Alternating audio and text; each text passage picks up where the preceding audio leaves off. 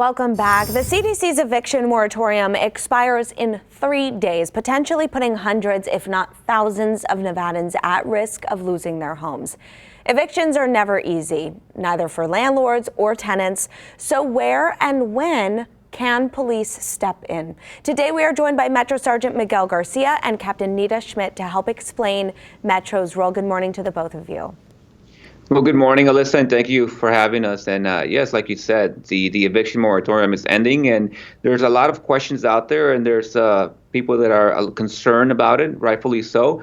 But yes, Metro has some kind of a role in this, and here with me today is Captain Nita Schmidt, and she'll be able to explain a little bit more of how Metro is involved with these evictions.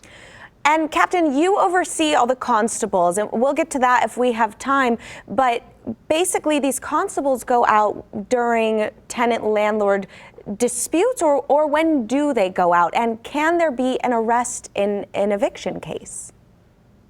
Yeah, so the deputy constables, they work for under the oversight of Clark County.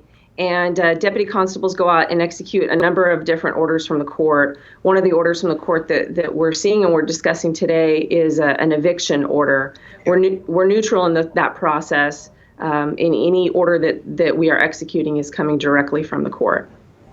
Okay, so let's say a landlord is trying to evict a tenant and the tenant won't leave. Can Metro show up and arrest the tenant?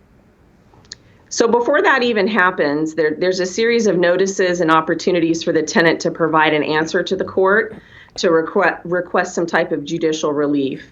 Once the final notice is posted, and there's a 24-hour notice that's posted, the next opportunity that the tenant will have is when the deputy constable is on their doorstep to perform that lockout. Once that happens, the lockout will proceed per the order from the court. Okay, so I just want to make sure that everybody knows their rights when it comes to this situation. If a landlord is trying to evict a tenant, they can't just call up the police and say, hey, this person is trespassing. They have to go through the court, correct? That's correct, Alyssa. There's an actual process that has to happen. There's a couple of notices that will be posted on the door. If a landlord wants somebody out, they have to give them a notice. They have to make an application to the courts. They have to go through that process, and the tenant has an opportunity to give a reason why they're not paying the rents, and the judge will decide what's going to happen. Now, it's important for people to understand that once the constable is there, they are also peace officers. I'm sorry about that.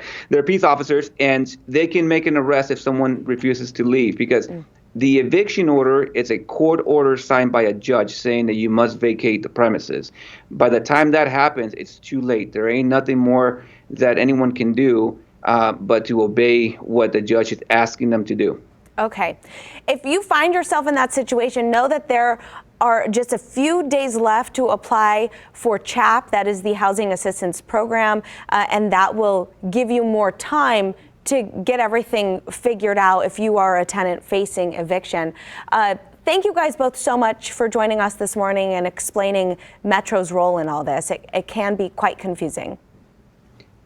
Thank you, and thank you for having us. All right. And if you have a question for Metro, send an email to behindthebadge@fox5vegas.com. Ken?